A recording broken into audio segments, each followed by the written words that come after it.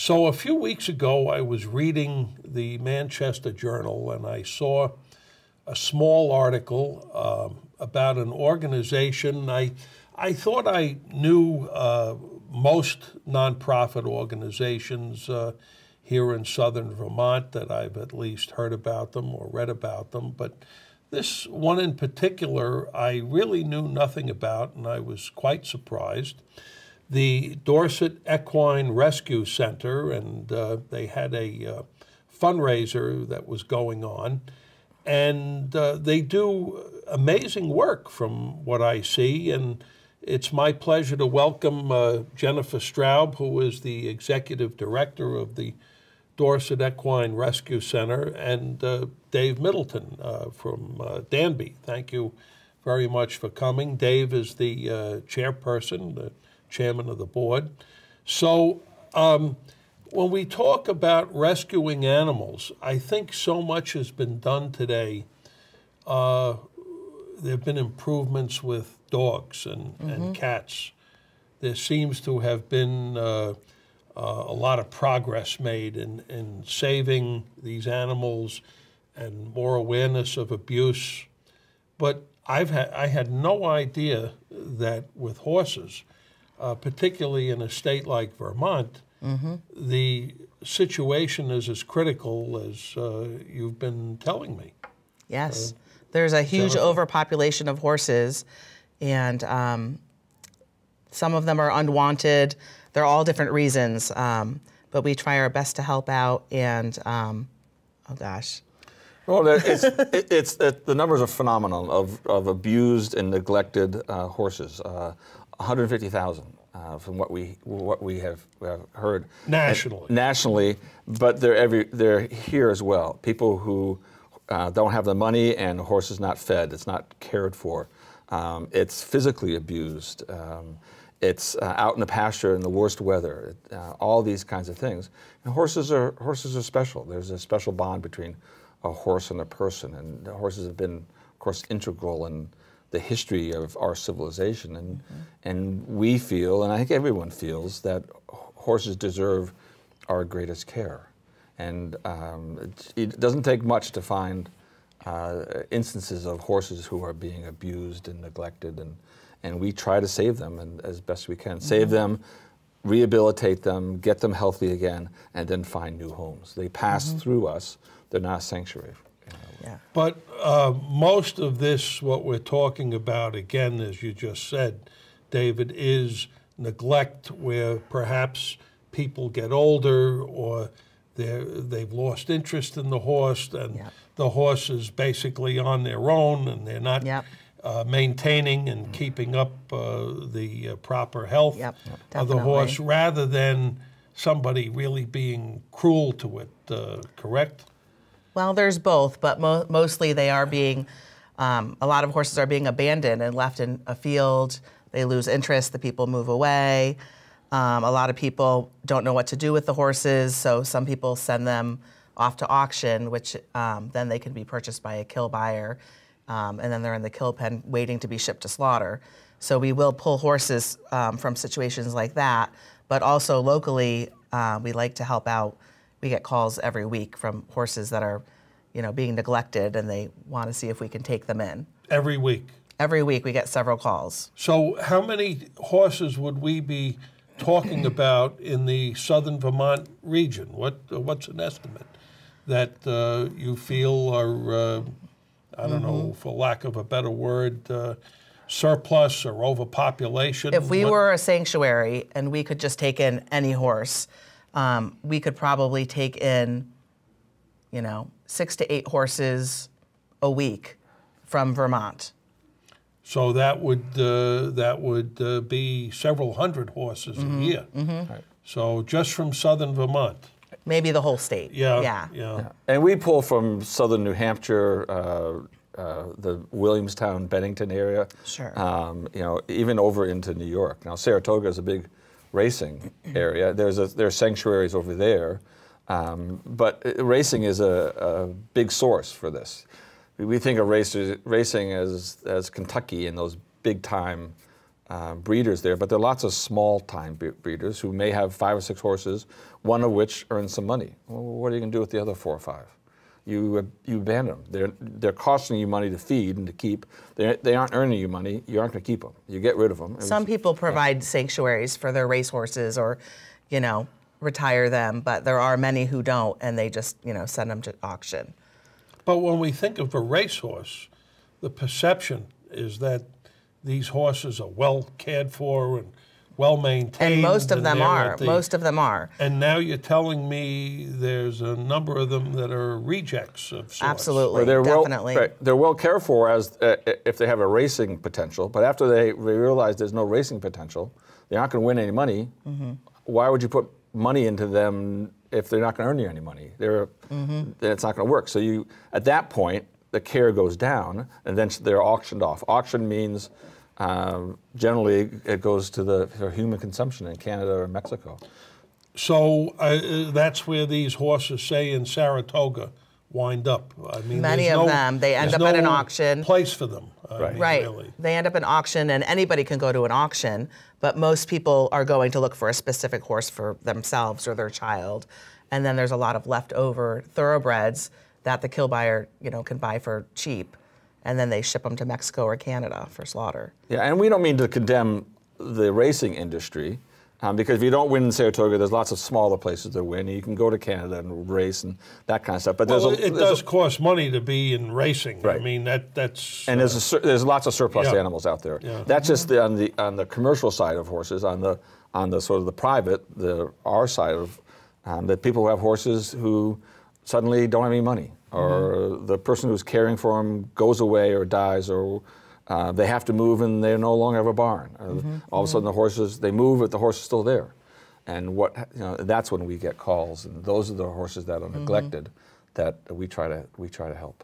Or someone who has children and they grow up with a horse or two, and it's horse is a member of the family, so to speak, or they like to go riding around, and then they get out, they outgrow them, you know, or they further their career if they're showing and they need a more advanced horse. And many families will keep these horses for life because it's part of their family, but many people, whether it's financial or, you know, whatever the reasons are, divorce, all kinds of different reasons, a lot of the horses, you know, horse slaughter doesn't only take one breed. They'll take anything. They take, you know, any breed of horse. So where are these kill buyers that you're They're all over the about? country. Yeah. There's auctions all over the country. And locally in the region here, where would they be? New York. I don't know that there's any kill buyers per se in Vermont, but there's many, many in New Jersey, Pennsylvania, upstate New York, and then tons of them all over the country. And so the horses are euthanized, I guess, or they're paraded into a small arena. People can bid on them for pittance, and then they're put in a corral, and the kill buyers are there.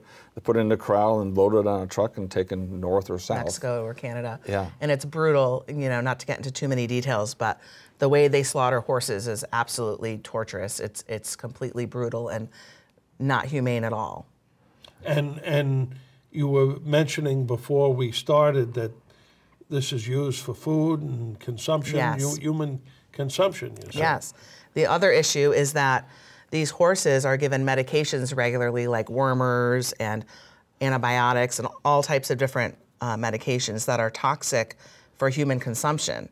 So, you know, when they get slaughtered and, you know, they're for human consumption, they're eating all of this, these chemicals that are really unhealthy for human consumption. And it's used in pet foods. It's used in fertilizers. You know, horse glue, everything, all kinds of stuff. Yeah. We firmly believe that horses are special. But this is a big industry, obviously. Oh, yeah. Huge, huge. And how did you folks start the Dorset Rescue Equine Center? I mean, how did it begin in terms of what you're doing in your work here? Well, I've always been an animal lover. I was always the one that brought the stray cat or dog home. And then I've always been a horse lover since I was born. and loved helping animals. And then I always had a horse. And then about 6 or 7 years ago, there was this news program on TV that said there were 38 miniature horses that were, they were looking for homes for them. They were all neglected, starving to death. And I said to my husband, can you build a little barn? Can we get 2 of them and we'll nurse them back to health? It'll be great for the kids and I'll get my horse fixed back, you know. And these miniature horses were local? They were they were in Massachusetts. Okay. So we adopted 2 of them and they were like in really bad shape. They were like a bag of bones. They were eating their own manure to stay alive. So they had to wear muzzles in the beginning. So that they wouldn't eat it, and they had to, you know, learn a lot of things. They had no manners. They were borderline wild, and just watching their progress over the year and watching them gain weight and become friendly, just inspired me so much that I thought I really want to make a difference and get involved and help out all these different horses. So, David, how did you come to this organization? I came through a love of horses. We have a couple horses. And I'm a professional photographer, so I offered to take pictures of the horses, of our horses, to help in the promotion and support of the nonprofit. And then I was asked to help support Jen's work. So the board supports the work of Jen, so I'm happy to do what I can to support her. When we talk about horses, what are some of the costs involved? I mean, I think a lot of people don't realize the commitment of taking care of a horse, right? It's a huge commitment. I mean, everything from vets to nutrition, obviously, to some of the things. Why don't you explain that for us, Well, Jen? first of all, just the commitment physically is that you have to feed them twice a day, muck their poop, brush them, exercise them. It's a huge, huge commitment. And I think a lot of people think they want a horse and, you know, they get horses thinking that they want it and then they realize, oh, this is way too much, more than I bargained for. And then a lot of people rehome them in that sense too. They're not an ornament. They're not an ornament or, yeah, exactly. It's a lifestyle. It really is a true lifestyle. And then the costs involved, well, if you board a horse at a facility, it could be anywhere from $200 a month all the way up to $1,500 a month, depending on what type of facility it is, if it's a show barn or just a backyard barn. The vet costs are extremely high as well. They have to have their teeth floated every year, which means they file their teeth down because horses' teeth are continually growing. They have So to what have, does something like that cost, filing of the teeth? you know, it really depends how bad the teeth are, but anywhere from $200 to $400. Then they need their shots, which could be another $150 if you're doing all of the shots. You know, then there's the emergency vet care. If a horse hurts itself, and you know, that could be there. You could be talking X-rays and surgeries and all kinds of things. The hooves? The hooves need to be trimmed every 6 to 8 weeks. That could be $40 to $70. It can be thousands of dollars per horse. Thousands of dollars per horse per month, depending on what's going on. Just one example, a lot of horses come to us with ulcers because they're so stressed out in the environment that they had come from. The medication to treat the ulcers is $1,000 a month. And that's just the ulcers. That doesn't include the hay. A bale of hay is $5 on average. So it really adds up. So is it fair to say that someone who owns a horse, they should really be prepared for maybe, I don't know, $1,000 to $2,000 a year in vet bills alone? Easily. If they're lucky. If they're lucky. So, and then, as you say, the hay and the you need a fence, right? Fencing's very expensive. A stall. Yes, right? you need to have shelter for them. Maintenance, electricity, land, property tax, electricity. It goes on and on and on. And we're a completely volunteer funded organization. You know, we rely on the generosity of the people watching this show. That's allows us to do what we do. Does government, tax-wise, do anything in regard to tax incentives for people? We're a nonprofit, and who so we are offer horses, but who keep horses. We're a though, no. No. No. There's no. If you shelter a horse, there's no tax benefit. No. We're a registered Vermont nonprofit. Right. So we get the benefit of that. But a person having a horse, no, there's no benefit for that. So there's no, for like an individual owner, there's no tax break at all. No. So, Jennifer, we have some photos. David, did you take some of these I believe photos? I did. They're really good ones I took. So we'll see some of your handiwork here. Yeah.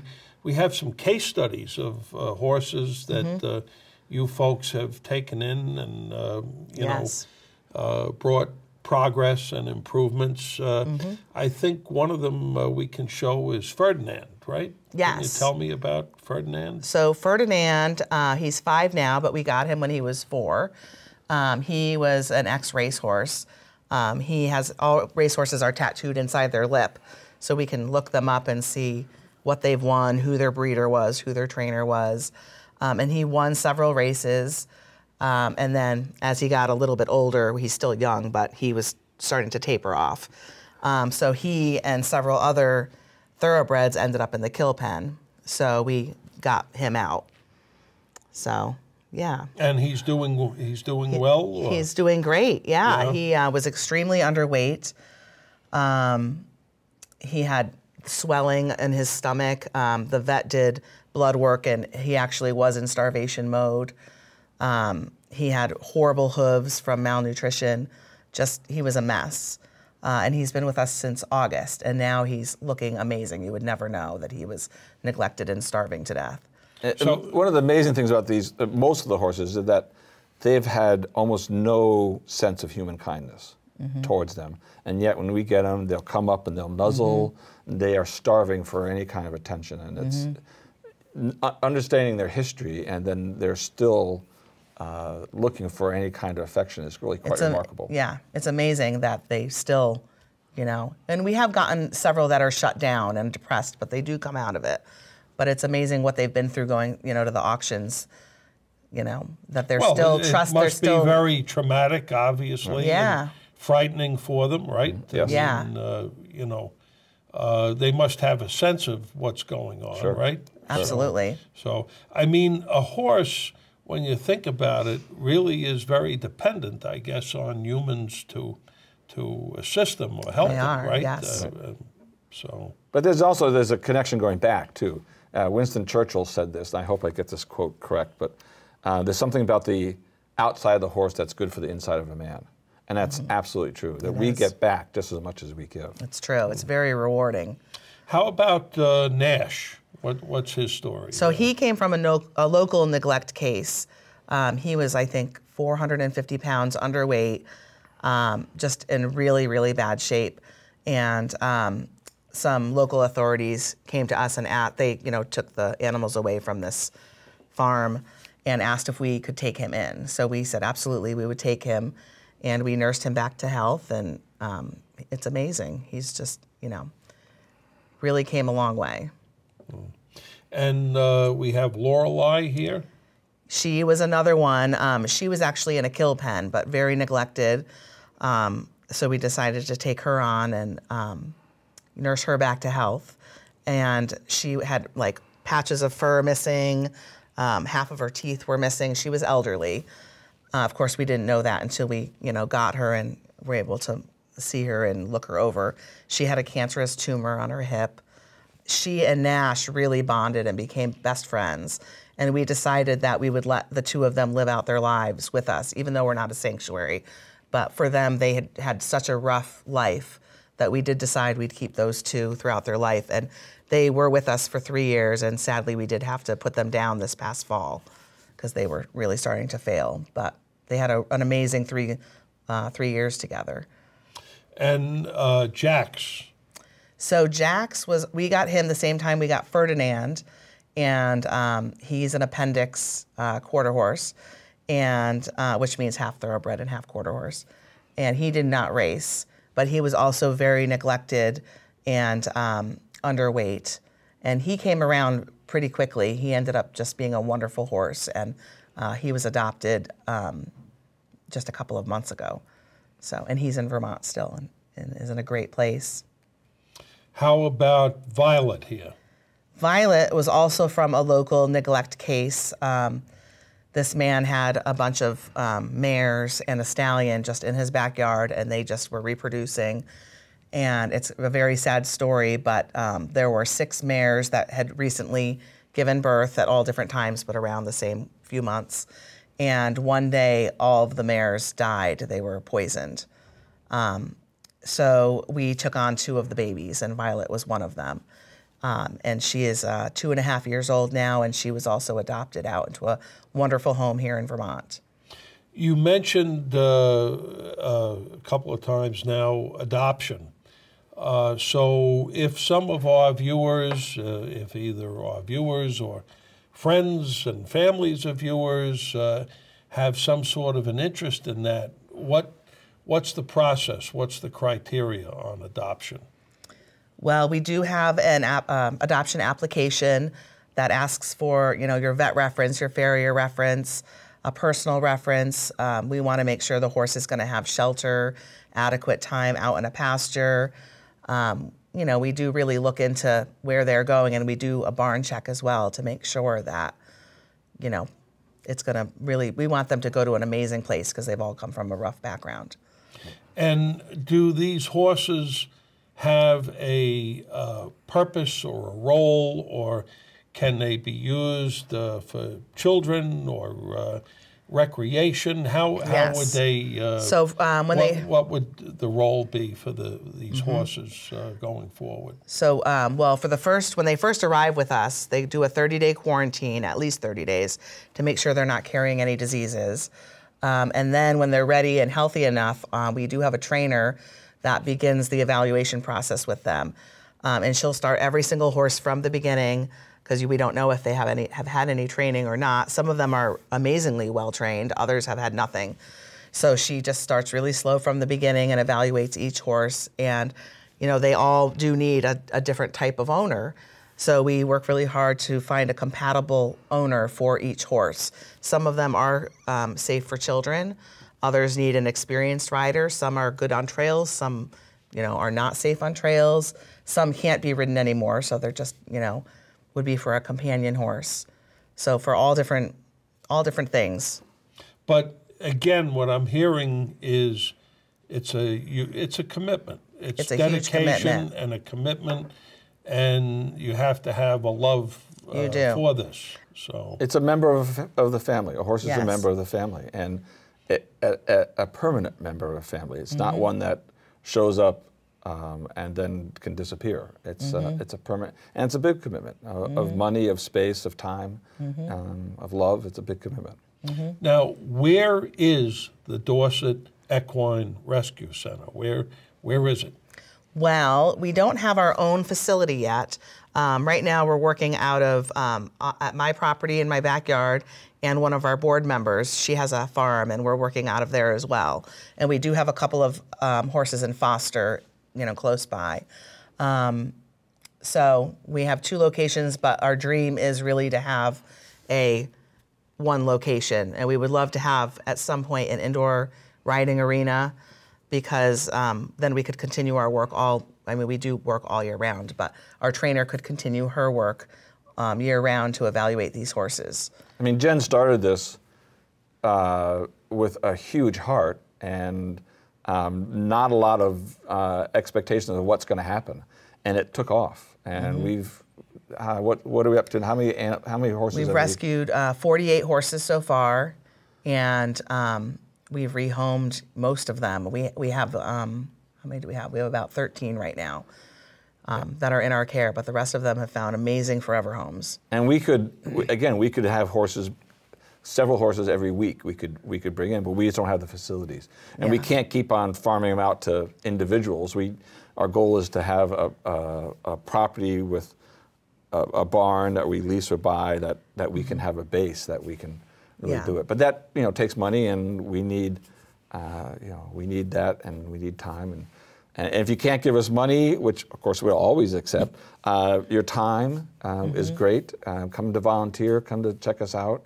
If you love horses and you just want to come and groom them, you want to feed them in the evening or any of that kind of stuff, you want to help out, we always need that. We have fundraising events. We just had one that you heard about. We have a big one coming up on July 9th called the Barnyard Ball here in Manchester.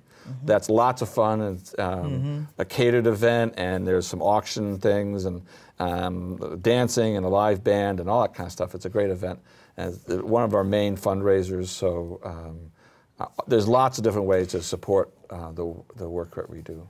But if someone does have a pasture and a barn and is willing to house a horse, you're very much interested in that too, right? Well, that can be tricky because these horses come from all different circumstances, and we really need to be able to keep a close eye on them, on their progress. So we do have a couple of horses in foster, but it is hard because our trainer needs to go work with them regularly, and we can't have her going to too many locations. But if the person had a riding arena and a tack room where she could store some tack, there are some circumstances, or if somebody had a whole facility they wanted to let us use where we could have everybody in one place. Our goal really is to try to get everybody in one place because it does take a lot of time to be driving around, and there's so many tools that you need to work with horses that it's hard to lug everything around to different facilities. Yeah, but if someone is excited and has enthusiasm, we certainly will listen to them. We'll talk to anyone. Yeah.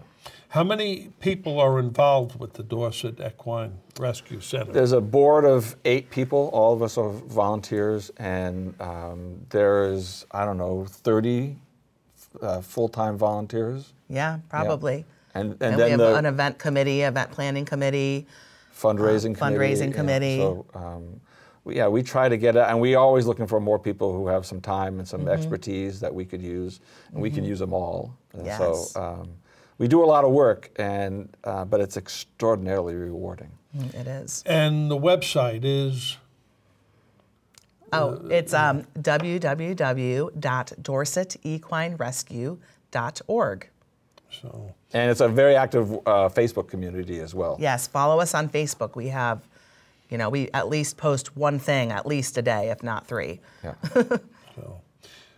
Very dedicated people here from the Dorset Equine Rescue Center, and we've been talking with David Middleton. He's the chairperson.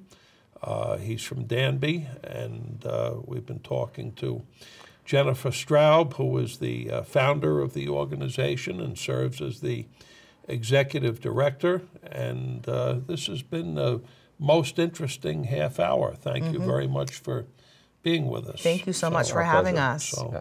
This is Danny Frank for GNAT TV.